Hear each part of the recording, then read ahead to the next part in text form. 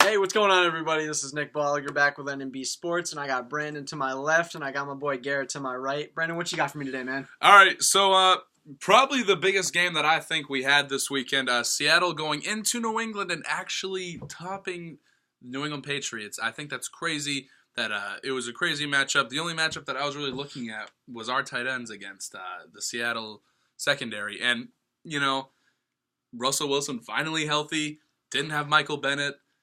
Seattle's a scary team when healthy, and this is what they've been waiting for all year. Oh, yeah, I mean, Christian Michael's banged up, but C.J. Prosise had the game of his crazy game life. 130-plus all-purpose yards.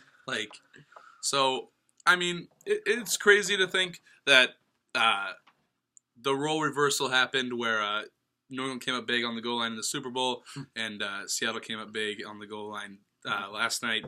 I think it was definitely a big part that our offense couldn't score on that defense, and it just shows you that defense does win championships. And I feel like once Seattle gets healthy, they'll be a scary team to mess with. I mean, you can almost pose the question, should New England have run the ball on the 1 yard line? I'm going to say this right now, they shouldn't have, because when you think about it, Rob Gronkowski is your biggest playmaker. And Brady's your quarterback. But Garrett Blount had 3 touchdowns. He did. If it's not broke, don't fix it. I mean, he leads the league in rushing touchdowns. Did you see when he went, tried to go over the top, and they stuffed him? See, but that's not LeGarrette Blount football. LeGarrette Blount football is run through somebody. And I feel like that wasn't going to happen with that Seattle defense. They were playing lockdown all night long. Obviously, we take it back. We could have run it, but 4th down and goal, you have 14 seconds left. You have Tom Brady and Gronk on the outside. Either way, you can go either way. Oh, yeah. No, I mean, I just thought I'd bring up the question because as a Seattle fan, you know. This guy, like, I don't get it.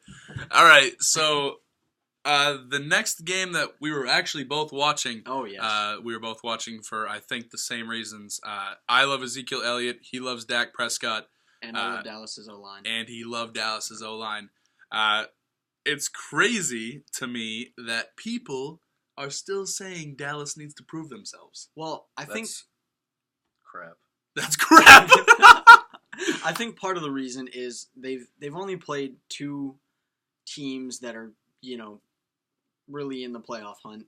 Right. Seriously, like that could make a deep run, and that's right now. Honestly, that's Philly. And that's Green Bay hasn't been sharp, but when they played Green Bay was decent. And they played in Green Bay with the second rush defense in the league. And I think going into this game, Pittsburgh had a lot to lose.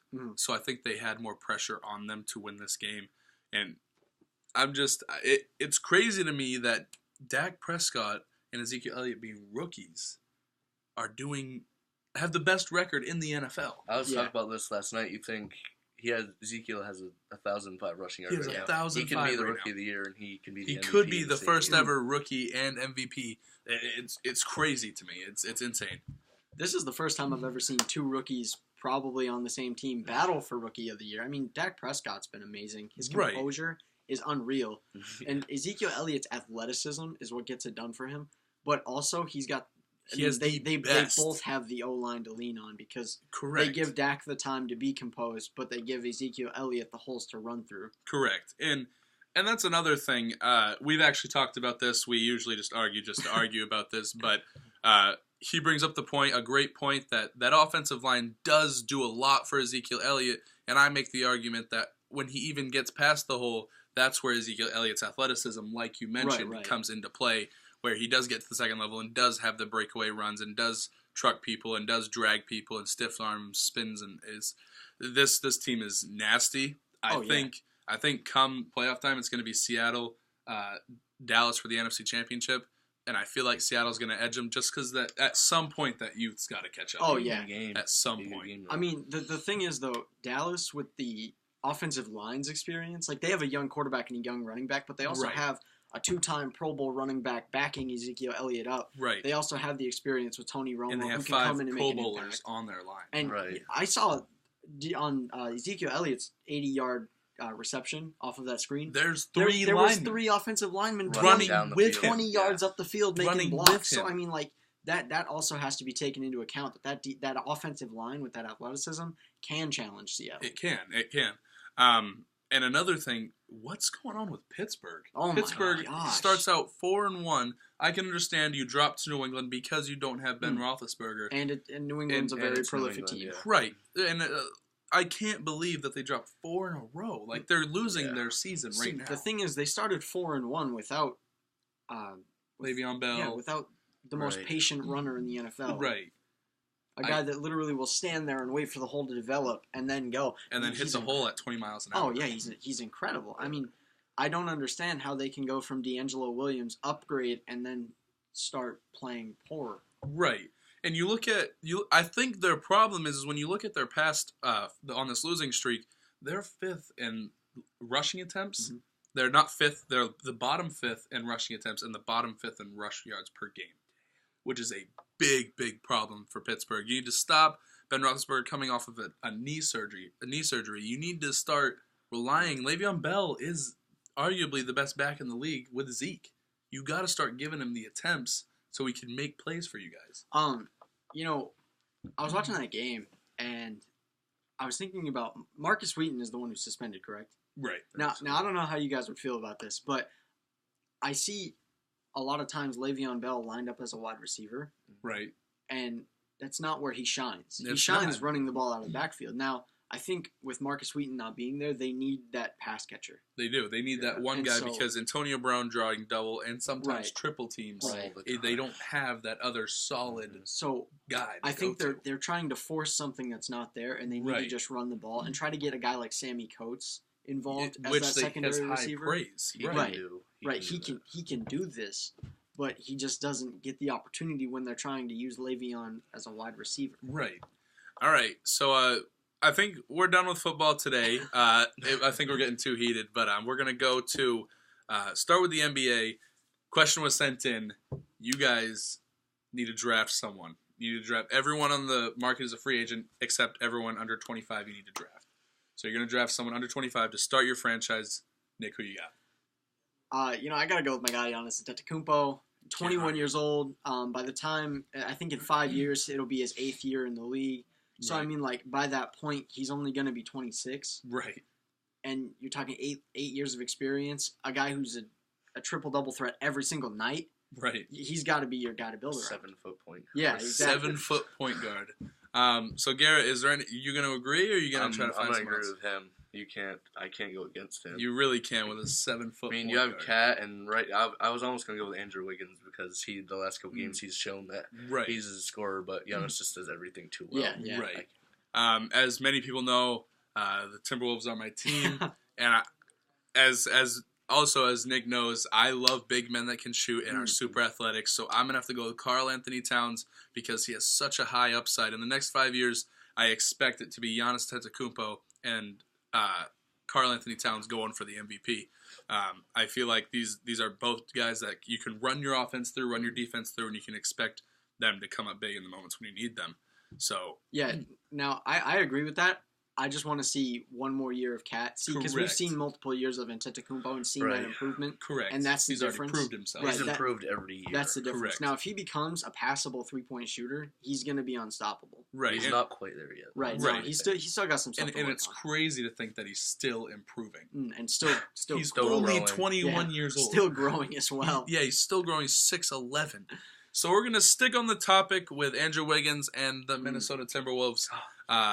Wig getting 47 against the Lakers. Like, I know the Lakers aren't good, but the Lakers have 3 losses. Underrated. They are. They're super Lakers underrated. are very underrated. They're just young. That's the thing. See, like the Timberwolves throughout the past couple of years have just been inexperienced, but they're young, and that's why they're not good. You see all these guys like Karl Anthony Towns, Andrew Wiggins, Zach LaVine, talent, but youth. Exactly. And the Lakers have one of the best benches in the league right now. They do. They their have starters the best bench. They're young, but they're solid. You put Luol Deng and Mozgov in there; they have a lot of experience. Good and you bring Clarkson presence. off the bench. Correct. He's a scorer. And just to bring this up, their bench is averaging 50 points a game. That's incredible. You don't see that. That's almost half of every single game, like an entire thing. You just bring your bench and you can expect them to be starters.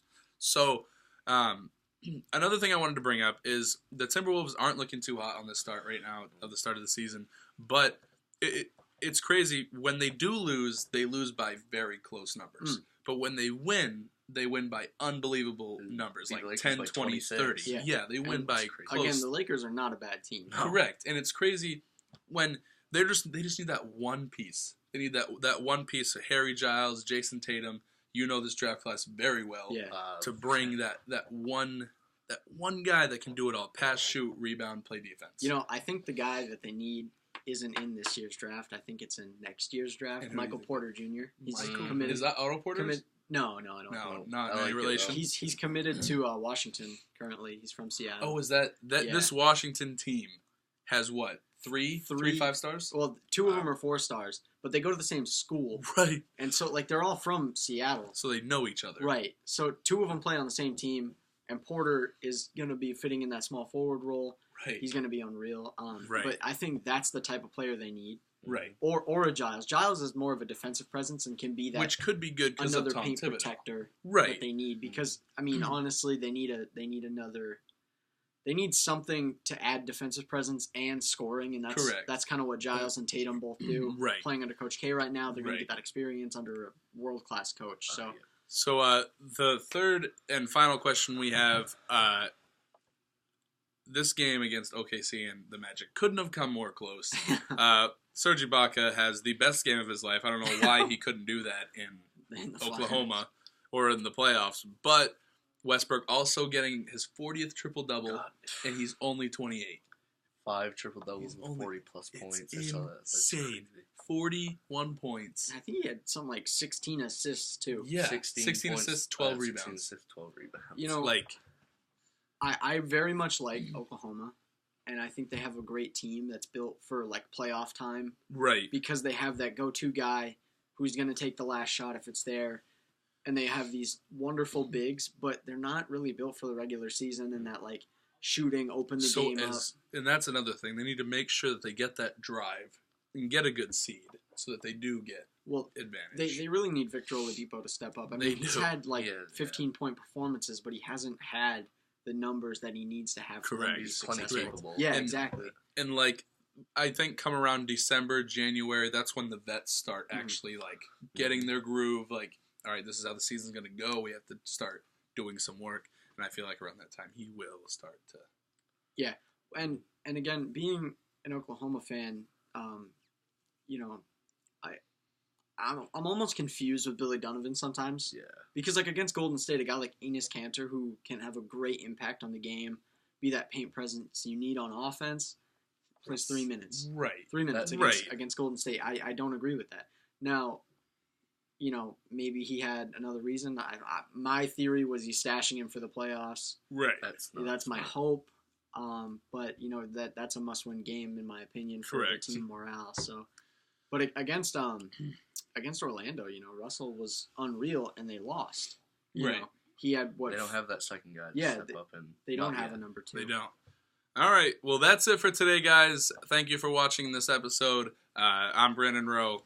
I'm with Nick Bolliger and Garrett Burke. You guys have a good night.